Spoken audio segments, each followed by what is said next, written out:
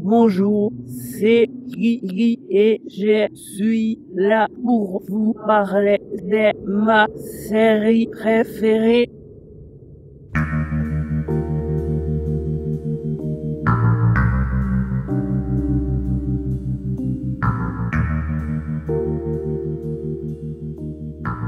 Attention, je pars du principe que vous avez tout vu et tout lu de Twin Peaks, donc je ne vais pas perdre trop de temps en description. Et bien sûr, cette vidéo sera truffée de spoilers majeurs. À une époque de reboot et revivals en tout genre, souvent loin de rencontrer le succès des œuvres ou diffusions originales, on peut légitimement questionner l'intérêt d'un retour comme celui de Twin Peaks. Mais parmi tous les retours récents, celui de la série de David Lynch et Mark Frost est probablement le plus sensé, à défaut d'être le plus attendu. Déjà parce que ce retour était prédit par Laura Palmer qui fait explicitement la promesse à Dale Cooper qu'ils se reverront 25 ans plus tard.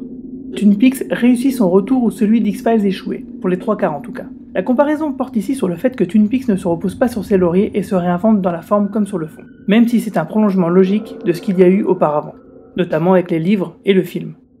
Tandis que Chris Carter avec X-Files continue de faire exactement ce qu'il faisait dans les années 1990, sans se fatiguer plus que ça, les deux séries sur ce sujet sont les deux faces d'une même médaille. L'un des retours semble réussi car il propose quelque chose de neuf, l'autre non. Gardez ça en tête car c'est justement cette originalité que va apporter Twin Peaks qui va faire sa réussite. Et c'est ce que nous allons voir dès à présent dans cette vidéo.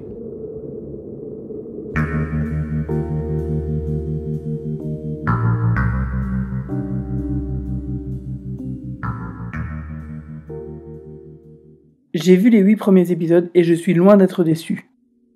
Pour ma part, tout est bon. J'ai été carrément happé. On peut dire que dans cette série, les cliffhangers de fin de saison ont de vraies purées de conséquences, et qu'ils ne font pas semblant. Mais attention, ça va pas plaire à tout le monde. Je pense qu'il faut vraiment être un fan de Twin Peaks pur et dur pour encaisser tous les obstacles qu'auront disséminés Lynch et Frost. Clairement, ils ne sont pas là pour donner aux téléspectateurs ce qu'ils veulent, mais ce dont ils ont besoin pour apprécier cette saison, leur saga et le propos qui s'y cache. Pour le moment, il est difficile de faire des théories sur tout, car soit les choses sont suffisamment explicites pour être comprises tout de suite par les fans qui ont la série, le livre de Mark Frost et le film de 1992 en tête, soit il n'y a tout simplement pas assez d'éléments pour spéculer, ou en tout cas pas encore. En fait, je pense que les 9 premiers épisodes sont une sorte de saison intermédiaire d'introduction, avant la vraie saison 3 qui commencera à partir de l'épisode 9 ou 10 à mon avis. Il est vrai que pour le moment, la série multiplie les lieux et on se retrouve finalement assez peu dans la ville de Twin Peaks, alors que c'est ce qu'on attend tous. Un peu à l'instar du film où finalement la bonne première demi-heure se passe en dehors de Twin Peaks. Pour moi, ce n'est pas vraiment un défaut, car quelque part c'est un peu comme si, par exemple dans les 2 premières saisons, on assistait à ce qui s'était passé à Hong Kong, avec l'histoire de Josie, ou bien à Pittsburgh avec Windom Earl, c'est-à-dire qu'on voit des choses qui ne se passent pas à Twin Peaks. En effet, faute de moyens à l'époque, tout était centré sur les quelques décors de Twin Peaks. Maintenant, avec les moyens, on a le rythme qu'il y avait dans le pilote, plus tout ce qui se passait hors champ. Et pour moi, c'est clairement une histoire de moyens, car seul le pilote, le film et maintenant la saison 3 avaient été tournés dans l'état de Washington. Les saisons 1 et 2 avaient été tournées en studio. C'est d'ailleurs pour cela qu'on ne voit quasiment jamais les extérieurs des locaux du shérif ou du WR par exemple. Niveau réalisation et production, on est clairement au-dessus de la série d'origine et dans les très très bons standards des séries luxueuses actuelles. Durant la première partie de la saison, on peut dire finalement que les actions principales du récit ne se déroulent pas vraiment à Twin Peaks. Et on se contente de nous présenter de nouveaux personnages habitant la petite ville ou de retrouver de vieilles connaissances. Mais sans beaucoup plus. Car pour l'instant, ils vivent un peu tous leur petite vie, excepté l'accident tragique de voiture de l'épisode 6. Du coup, plutôt qu'aller directement à ce que les gens attendent, Lynch et Frost ont voulu poser et exploser leur univers pour faire monter des enjeux beaucoup plus vastes. Dit comme ça, on comprendrait mieux en 2015 la brouille qu'il y a eu entre Showtime et Lynch, qui demandait plus d'argent et plus de budget, avec comme conséquence une saison 3 passant de 9 épisodes initialement prévus à finalement 18 épisodes au total. Ce retour de Twin Peaks est radical, sans concession et réfléchi. C'est limite un hommage parfois déguisé à l'art contemporain dont Lynch est finalement l'un des acteurs les plus appréciables, de par ses peintures, installations et vidéos. Ce qui forcément déstabilise beaucoup de téléspectateurs occasionnels de la série comme certains fans de la première heure, qui adhèrent sans doute un peu moins au travail récent de David Lynch. Ceci est compréhensible et on serait tenté de prendre cette saison 3 un peu comme une série dérivée finalement. Beaucoup trouvent qu'il y a beaucoup trop de David Lynch et pas assez de Mark Frost. Ceci dit, lorsqu'on lit le livre de Mark Frost justement, on se dit que Lynch n'est pas le seul en charge, et que le discret scénariste est bien derrière la mythologie de la saga. Après, avec la réalisation et le montage, Lynch a dû bien digresser, c'est certain.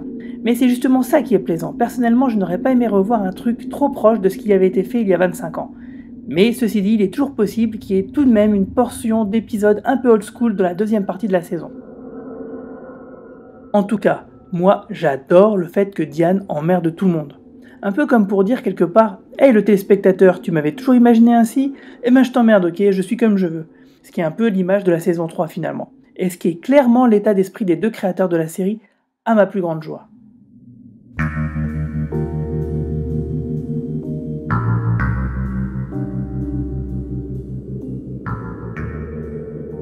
Le premier grand mystère est sans doute l'un des grands enjeux de cette saison, qui est de savoir ce qu'est la boîte que nous voyons dans le premier épisode. Et quelle est la mystérieuse créature qui y apparaît avant de tuer le pauvre jeune couple alors présent. Il se trouve que dans le troisième épisode, une créature nommée Mother, par un personnage ressemblant à Ronette Pulaski, toque, ou plutôt frappe violemment à la porte, ce qui a pour effet de terroriser les différents personnages se trouvant avec Dale Cooper dans cette scène. Ce début de l'épisode 3 se déroule d'ailleurs au même moment que la fin de l'épisode 1, voire l'excellente vidéo qui montre le non moins excellent travail de montage effectué par David Lynch. Les références de cette vidéo de YouTube seront dans la description de la vidéo que vous êtes en train de regarder. Mother est donc ce qui a tué le jeune couple du premier épisode. Il est à noter que dans le livre L'histoire secrète de Twin Peaks par Mark Frost, le personnage de Douglas Milford notera dans son journal personnel, alors qu'il entretient une relation de confident avec le président Richard Nixon, avoir vu quelque chose de très similaire. Pour ceux qui veulent vérifier, cela commence page 288 et va jusqu'à la page 295. Ce lien est alors indubitable et extrêmement révélateur tant pour la boîte que pour la créature qui semble y apparaître par intermittence. Or, à cette époque, jamais Mother n'aura pu sortir de la boîte. Qu'est-ce qui fait alors qu'à New York, à notre époque, elle ait réussi, ne serait-ce qu'un court instant? L'apparition de Dale Cooper juste avant n'est sans doute pas étranger à cela. Cette maman est donc ce qui a tué le couple et est sans doute également ce qui est dans la maison, comme l'annonce le géant dans la première scène post-générique du premier épisode de la saison. Et cette menace a sans doute une liberté d'action inédite à cause de ce qu'a fait le double maléfique de Dale Cooper pour ne pas retourner dans la loge.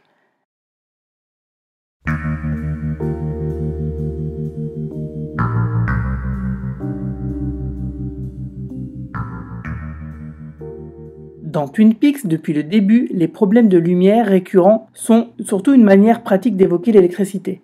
Quand il y a un problème d'éclairage, c'est que l'électricité ne se comporte pas normalement, et que sans doute des forces surnaturelles sont à l'œuvre aux alentours. Et du coup, les poteaux électriques peuvent être considérés comme des canaux de communication avec les loges.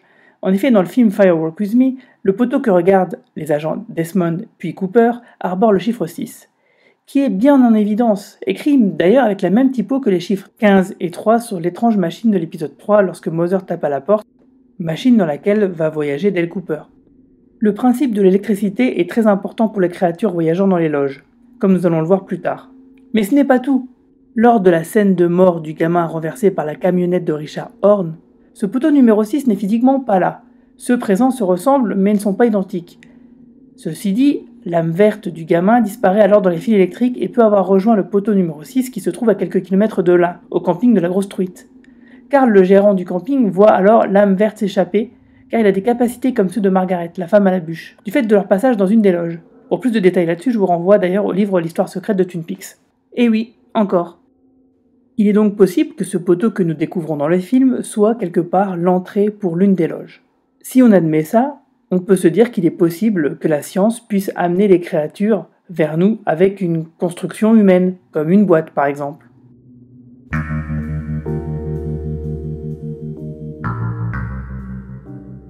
Les pages arrachées du journal de Laura Palmer, que retrouve Hawk et que Leland a sans doute caché lors de sa première arrestation pour le meurtre de Jacques Renault, est bien la preuve que depuis le film, cette histoire racontée dans la saison 3 était imaginée par leur créateur. Depuis des années, je trouvais bizarre l'incrustation de cette scène avec Annie dans le film. Maintenant, c'est logique. Il y a cependant un problème de chronologie peut-être. En effet, Laura donne son journal avec les pages déchirées à Harold Smith avant d'avoir eu le fameux rêve. C'est en tout cas ce que nous montre le film. Mais il est possible aussi que ce rêve soit récurrent pour Laura. Depuis un certain temps déjà d'ailleurs. Étant donné qu'elle ne paraît pas surprise plus que ça lorsqu'elle voit Annie dans son lit. Le seul moment qui la surprendra vraiment sera de trouver la bague dans sa main. Sans doute le seul élément différent des rêves précédents. C'est assez malin de la part des scénaristes de remettre ainsi Laura Palmer au cœur de l'intrigue. D'ailleurs, il va falloir continuer à chercher, car il manque toujours une page.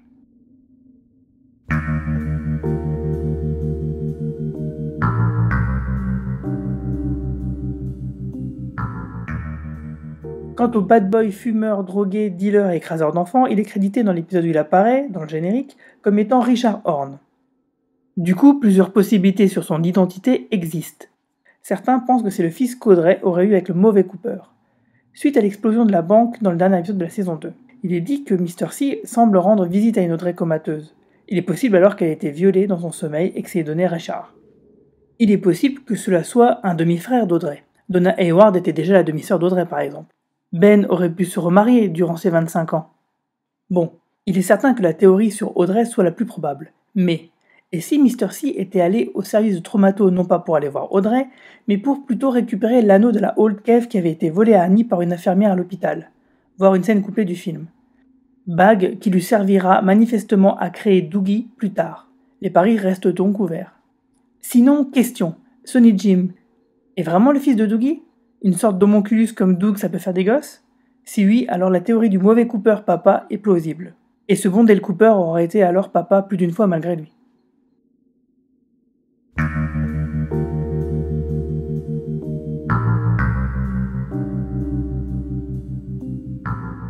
Le double maléfique de Cooper n'est pas le Bob qu'on a connu. C'est plutôt le double maléfique qui a attrapé Dale dans le final de la saison 2. Ici, c'est un peu comme si Bob s'imprégnait de la personnalité de son hôte, et donc de ses compétences. Il y a donc une différence entre Leland et Cooper. Leland était un possédé par intermittence, Bob n'ayant pas un contrôle complet.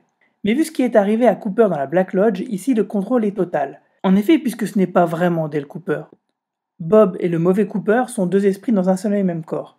Deux esprits qui communiquent l'un avec l'autre, ce qui en fait un adversaire visiblement redoutable, capable de changer les règles du jeu de la réalité. Bref, le corps de Cooper n'est donc pas occupé à proprement parler, c'est simplement que le double maléfique de Cooper est sorti physiquement de la loge, accompagné par Bob. Le vrai Cooper est lui aussi sorti à présent, ce qui fait deux vrais Cooper dans la réalité. Ce qui n'est pas con quelque part, car à un moment le FBI pourra se rendre compte qu'il y a bien deux Cooper, et que le bon ne pourra pas être tenu responsable des crimes du mauvais. Et ainsi ce bon Dale pourra retrouver vraiment sa place d'agent du FBI. L'état d'Oogie de Cooper, actuellement, peut venir du fait que son double lui ait piqué ses souvenirs et sa personnalité. Souvenirs qui pourraient revenir au moins partiellement après que le double maléfique se soit fait tirer dessus dans l'épisode 8. Mais l'épisode 5 indique plutôt que c'est le fait d'avoir passé 25 ans dans la loge. Pour rappel, Annie en était sortie catatonique, voir les scènes coupées du film. Donc, dans l'épisode 8, Mr. C essaye d'avoir enfin l'information que possédait la secrétaire de William Hastings. Sauf qu'il se fait doubler et descendre par Ray. Cooper va-t-il enfin pouvoir se réveiller vraiment ? Pour le moment, impossible de le savoir, même s'il y a des chances pour que oui, quand même un petit peu. Mais les conséquences de ce coup de feu sont encore plus inattendues, car il semble que des clochards de l'espace, c'est comme ça que je vais les appeler, vivant par et pour l'électricité, se trouvent ainsi attirés et libèrent Bob du corps du mauvais Cooper. En réalité, ces clochards pourraient bien être des bûcherons, les bûcherons qui ont péri dans l'incendie à Twin Peaks quelques décennies plus tôt, incendie qui aura causé la mort du mari de la femme à la bûche. Pour cela, je vous renvoie encore vers le livre. Que Bob se retrouve à l'air libre, si on peut dire, est l'occasion d'opérer un retour en arrière pour assister à ses origines. Il semble que la première bombe nucléaire joue avec la composition de la réalité, voire la met en danger.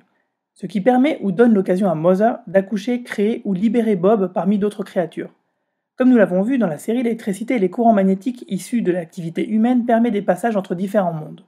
Ici, ce serait le pouvoir de destruction de l'homme qui répand son propre mal. En ça, la phrase d'Albert dans l'épisode 9 de la saison 2 sur la nature de Bob était visionnaire. Il disait que Bob était sans doute l'incarnation de tout ce qui est mauvais chez l'homme. Alerté de la situation, le géant et celle qui l'accompagne, sans doute situés dans la White Lodge, décident pour contrecarrer la situation d'envoyer l'âme, ou ce qui en est la source, ou un truc similaire qui donnera naissance plus tard à Laura Palmer. Quelques années plus tard, alors que ce qu'on va appeler l'âme de Laura n'est pas encore arrivée, ce qu'on imagine être Bob, sous l'apparence d'une créature mi-insecte, mi-batracienne, se met à posséder son premier hôte, ici une jeune adolescente du Nouveau-Mexique. À moins qu'au contraire, cela ne soit l'incarnation de ce qui sera Laura. Mais ce serait un peu étrange car les clochards semblent liés à Bob et l'un d'eux permet la première possession en endormant tout le monde avec son incantation à la radio. D'un autre côté, si on y réfléchit bien, le seul moyen de le savoir serait de connaître l'identité de la jeune fille possédée en question, celle qui avale la bestiole. Serait-ce Sarah Palmer ? Sachant que cette dernière a quelques capacités et que l'actrice qui l'incarne est née en 1941, ça pourrait coller. Surtout que si on revoit Sarah Palmer par apparition furtive dans la saison, ce n'est sans doute pas un hasard. D'ailleurs, vous avez peut-être remarqué que la fille du Nouveau-Mexique a des roses sur sa tapisserie dans sa chambre. Roses qui sont peut-être bleues, on sait jamais. Ce serait intéressant comme théorie car cela mettrait le couple Leland et Sarah Palmer sous un jour nouveau. Les bûcherons clodo de l'espace font également beaucoup penser à la clocharde de Mulholland Drive, détentrice de la vérité qui va détruire le rêve de Betty. Ce n'est sans doute pas un hasard si David Lynch recycle ici des idées qu'il n'a pas pu développer pour Mulholland Drive, qui avant d'être un film aurait dû être, je le rappelle, une série télé. En tout cas, peu importe leur origine et leur rôle à ces bûcherons noirs, ils semblent chercher la lumière dans la tête des gens, sans doute parce qu'ils n'en ont pas eux-mêmes, à moins qu'ils cherchent tout simplement à débusquer la lumineuse Laura, qui viendrait d'arriver sur Terre, ce qui va dans le sens de la théorie indiquant que l'espèce d'insecte grenouille pourrait être alors l'âme de Laura. Mais que cherchent-ils au final ? Sans doute veulent-ils privilégier Bob ou peut-être pervertir ou détruire la réalité, en faisant peut-être entrer Mother dans la maison.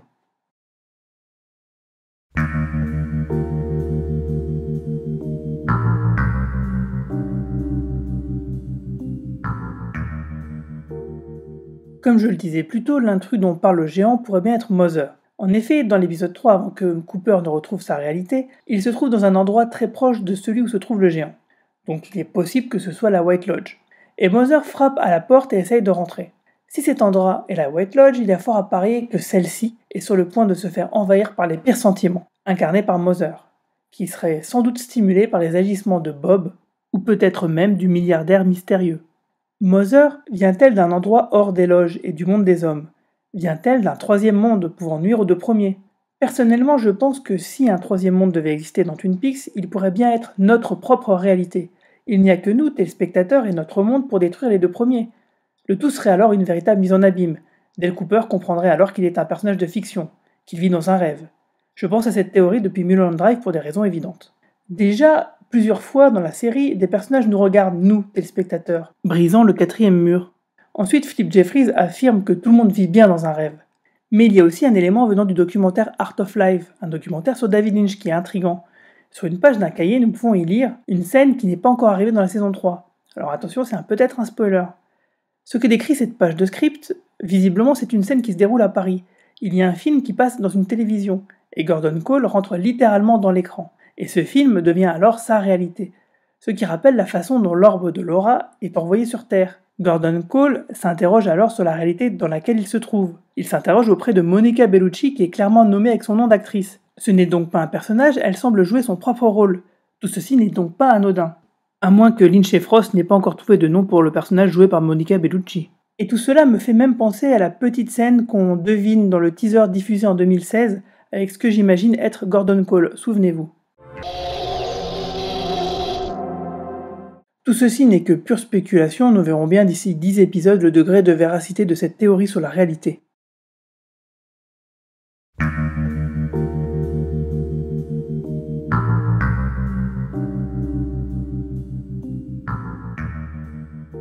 Certains ont émis l'hypothèse que Wally, le fils de Andy et Lucy, joué par Michael Cera, serait mort depuis longtemps, et que le shérif Truman paierait alors un acteur pour jouer le rôle de Wally et aider Andy et Lucy à supporter leur peine. Théorie venant de la photo bizarre de la famille sur le bureau de Lucy, on dirait un montage, clairement. Avec l'insistance sur les enfants dans cette saison et surtout sur les enfants perdus, cette théorie sur Wally semble crédible. Après ce qu'on a appris sur la mort du fils du shérif Truman et vu son comportement vis-à-vis de sa femme, Doris, je le vois bien finalement payer un acteur pour qu'il joue le rôle de Wally. Mais j'espère vraiment que ce ne sera pas ça, car ça me fendrait vraiment trop le cœur. Sinon, encore un purée de frère Renaud, et sans doute le jumeau de Jacques. Il fallait bien qu'il y en ait un de jumeau, et que ça tombe sur cet acteur ou personnage. En tout cas ça, j'adore. Et en parlant de jumeaux, Richard et Linda dont parle le géant au début avec son énigme, est-ce que ça ne serait pas des jumeaux également ? 2 oiseaux pour une pierre ? On verra.